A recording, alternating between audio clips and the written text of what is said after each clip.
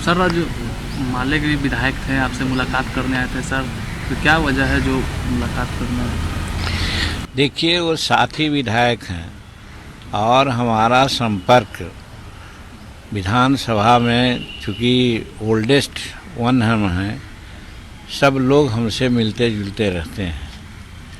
वो आए थे हमारे पास, बातें हुई है, एक जुमला उनको हमने कहा है और उस जुमला से वो बहुत सहमत हुए और फिर चले गए।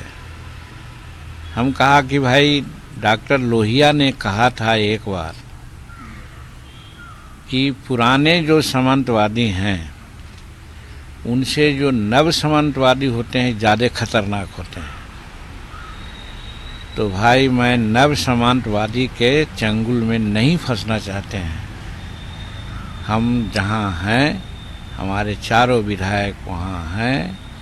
कल तक 12 बजे तक हमारे 2 विधायक जो बाहर हैं आ जाएंगे। हमारे राष्ट्रीय अध्यक्ष भी कल शाम तक आ जाएंगे।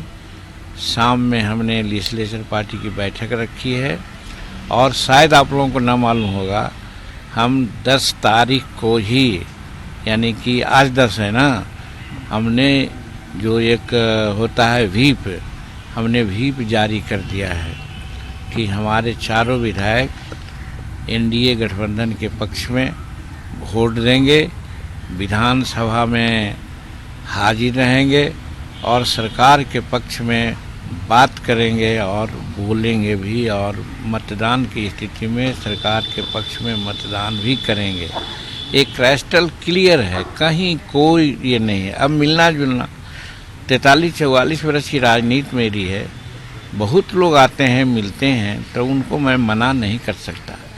और उनके मिलने मात्र से अगर कोई कन्फ्यूजन की बात करता है तो इसका मतलब जीतन मांझी को नहीं समझा है। जीतन मांझी बहुत पहले से कह चुका है, हम गरीब हो सकते हैं लेकिन बेईमान नहीं हो सकते हैं। हम जहाँ हैं वहाँ रहेंगे और पत्थर के खूंटा की तरह से अंत तक रहेंगे। आना जाना बहुत कोई माने नहीं रखता है। और नरेंद्र भाई मोदी जी एक से एक बढ़ के काम कर रहे हैं। आज आपने देखा 3 महानुभावों को, चाहे कृषि का मामला हो, किसान का मामला हो या आर्थिक जगत में विकास का मामला हो, इसमें स्वामीनाथन जी को, हमारे चौधरी चरण सिंह को और फिर हमारे इनको नरसिम्हा राव जी को इन्होंने जो दिया भारत रत्न, एक काबिल तारीफ है। सही समय पर सही निर्णय उन्होंने लिया है और इसके चलते हम लोग माननीय नरेंद्र भाई मोदी जी के प्रति एकदम झुकाव है और हमारे समाज का झुकाव है। याद होगा कुछ दिन पहले हमने अपनी पीड़ा कही थी कि महर्षि वाल्मीकि जी के नाम से कुछ नहीं है, तो आपने देखा आज संसार का अच्छा से अच्छा पर्यटक का स्थल के रूप में अयोध्या डेवलप्ड हो रहा है, जहां रामलला की प्रतिमा का प्रतिष्ठापन हुआ है 22 तारीख को। वहां हवाई जहाज गिरने के लिए एरोड्रम बना है और उस एरोड्रम का नाम रखा गया है महर्षि वाल्मीकि एरोड्रम। ये सब क्या है? ये सब गरीबों के प्रति सम्मान की बात है। भगवान राम सबरी के पास जूठा खाए थे और सबरी को स्थान दिए थे। उसी प्रकार से नरेंद्र मोदी जी महर्षि वाल्मीकि जी को जो कोई पूछ नहीं रहा था, एरोड्रम का नाम महर्षि वाल्मीकि रख करके संसार में महर्षि वाल्मीकि का नाम उन्होंने उजागर किया है। ऐसे महानुभाव, ऐसे दिव्यद्रष्टा आदमी को छोड़ करके आदमी कहीं कोई जाता है, वो उसकी मूर्खता है। वो जात से परे हैं, सिर्फ हिंदुस्तान के विकास के लिए, समूह के विकास के लिए दृढ़ संकल्प हैं। इसलिए उनका साथ देना हम लोगों का परम कर्तव्य है। अगर हम लोग साथ नहीं देते हैं तो हम लोग पापी समझे जाएंगे, गलत समझे जाएंगे। इसलिए कोई भ्रम अगर फैलावे तो ये गलत है। 12 तारीख को हम लोग हर हालत में एनडीए के पक्ष में रहेंगे, वोट देंगे और जो नीतीश कुमार जी के नेतृत्व में सरकार बनी है, उस सरकार को हम लोग हर हालत में मदद करेंगे, इसलिए कोई कन्फ्यूजन नहीं हो, इसीलिए आप लोगों को हम बात करने के लिए बुलाया है। माले और के हम विधायक सोचे की तरफ से सर क्या ऑफर दिया जा रहा था?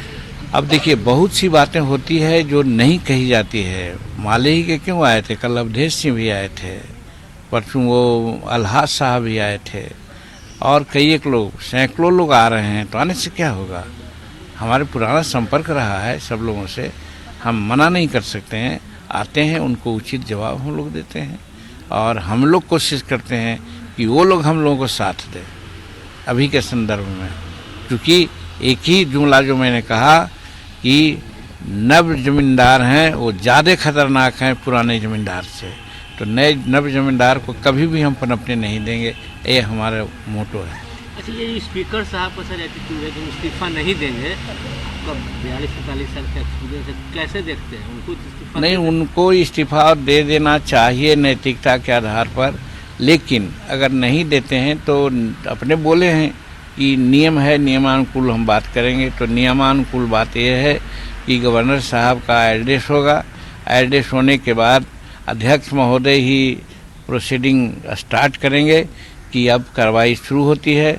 उसी समय सत्ता पक्ष के तरफ से कहा जाएगा कि महोदय आपके प्रति अविश्वास प्रस्ताव का नोटिस दी गई है, आज 14वां दिन है, और इसी के समर्थन में 38 विधायक खड़ा हो जाएंगे। अब खड़ा हो जाएंगे तो माना जाएगा कि अविश्वास प्रस्ताव उन पर आ गया।